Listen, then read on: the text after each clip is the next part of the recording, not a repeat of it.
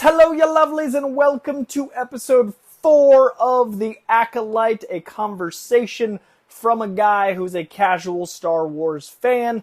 Diving into episode 4, I was more hopeful than I had been. I definitely felt like episodes 1 and 2 were not for me, and contrary to all of the hullabaloo leading up to episode 3 about how controversial it was and how this was the thing that was going to upend Star Wars, I think it's because I'm not as invested as a lot of Star Wars fans are. It was not as controversial to me, but I did like it. I thought episode 3 had something to say. It also was interesting visually. I also really, really loved the acting in it, especially compared to some of the other choices that have been made. Jodie Turner Smith, I thought, was absolutely incredible, and she was kind of the lead of that episode. I'm really hoping she comes back. It was great to get a little bit more Carrie-Anne Moss. I thought the episode really worked for me in establishing why we had some of the odder choices in episodes 1 and 2 for episode 3 to go where it did. It did fix a bit. Episode 4 for me backslides a little bit. Episode 4 is fine, and I guess that's better than I did not actively enjoy episodes 1 and 2. I thought they were not great. And then episode 3 I thought was good, and I was hoping the upswing would continue. Instead, episode 4 felt not quite filler, but definitely like it could have been 15 minutes, and then there could have been 15 minutes more. Like they could have condensed what story was told and then given us a bit more as we go into the third act. It clearly is a end of second act of a 3-act structure leading into the big third act climax episode. It is clear that the 6 episodes are kind of a 1-act, 2-act, third act, to me, feeling. And let's do the good first. Let's do the positive first, and then we'll get into the negative after. The positive, I absolutely adored the last 2 minutes of this, 3 minutes of this. The impact of seeing this Sith, the red lightsaber, was awesome. Again, as a casual fan, I have no idea who that character is, and I'm enjoying that. I watch so much comic book-based content that I know so much about. I don't get to just unplug and experience without having all of the relationship with the source material. I watch so many movies based on IP that are sequels that I know a lot about. I rarely get to dive into something that's geeky, especially with mythology, and not know the mythology. So as a casual, I loved that first red lightsaber light up, especially juxtaposing the next moment of all the yellow and green and that energy going into it. I loved the movements. I liked the design. It actually looks like something that's going to be aggressively cosplayed that doesn't look like cosplay, which is one of the issues I had with the first couple episodes. Is I know it's early days Jedi. I know everything is more polished and buttoned up, but there's a difference between things being clean and things looking cheap. And I do find sometimes the Jedi outfits look like they were bought at Disney World or Disneyland or Kids in Cosplay more than they feel like. Just because it's not lived in over decades doesn't mean it's not lived in. So there is an element of some of the wardrobe that I find looks like cosplay. And I like that the villain looks lived in, but looks like it's going to be a very cool cosplay. I really dig the Slender Man kind of vibe movements and the smiley face.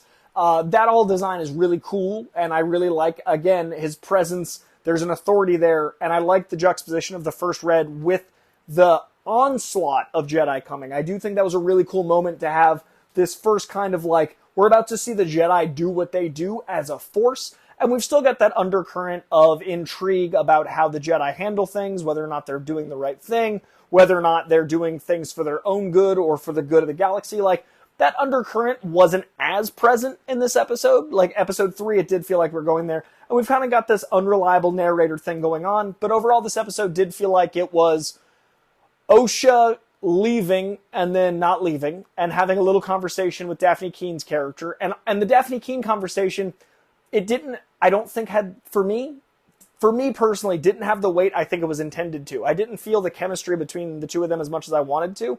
To be honest, I think it was the writing. I just felt like 2 actors were doing what they could at the material. And also it felt like the directing was telling them to do a lot more, like move around, like make it connection. And instead I was like, why are they moving so much? And I just didn't feel like they knew each other, which is unfortunate because I do think Dafne Keen is incredible as X-23.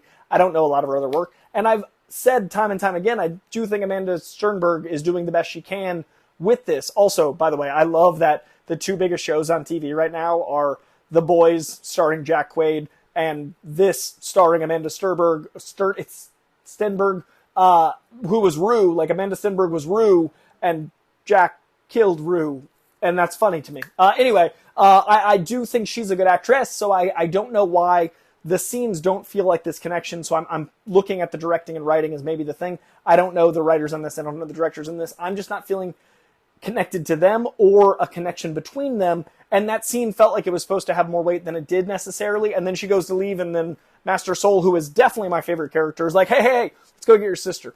The sister subplot with Mae, with the dude from The Good Place, it definitely feels to me like it's kind of just filling time. I like the little seeker character. I really like the little like hunter guy, but it definitely felt like an inevitability that she was going to be found. So just like a ticking clock, which is why I say like this feels like the end of the second act leading into the third.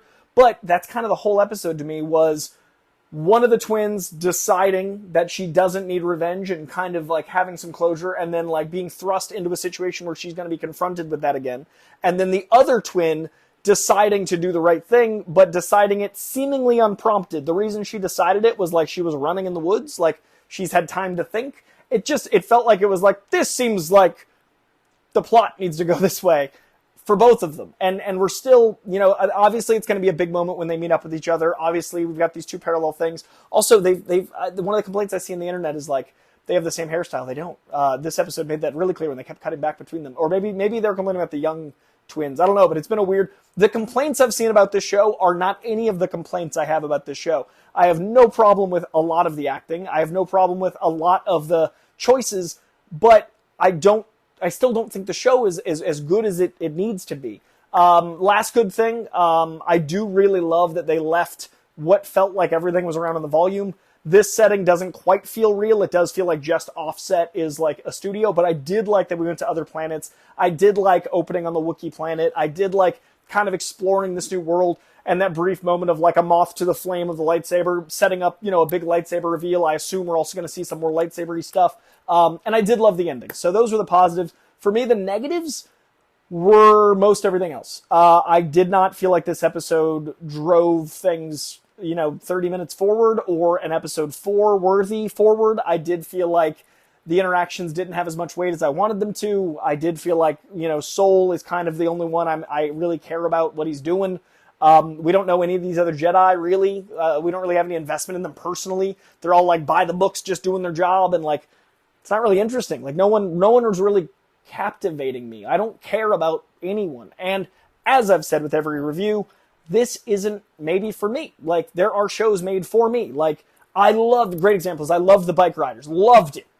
I know that's not for everyone. I know a lot of people aren't going to like it. I know people that didn't love it. I loved it because it was a movie made for my sensibilities. You right now, dear viewer, have lived however many years to get to this point, and you lived however many years to get to the point where you were watching that episode. Every single one of those decisions and every single moment and emotion and interaction led to how you feel about things, led to how you experience art. There is literally, even a twin, even Mae and Osha would watch something and have a different experience of it. So maybe the show isn't made for me, and that's okay. But it is definitely not for me. And now we're 2/3 done, and I read the comments here, and a lot of people are like, oh, you need to be more patient.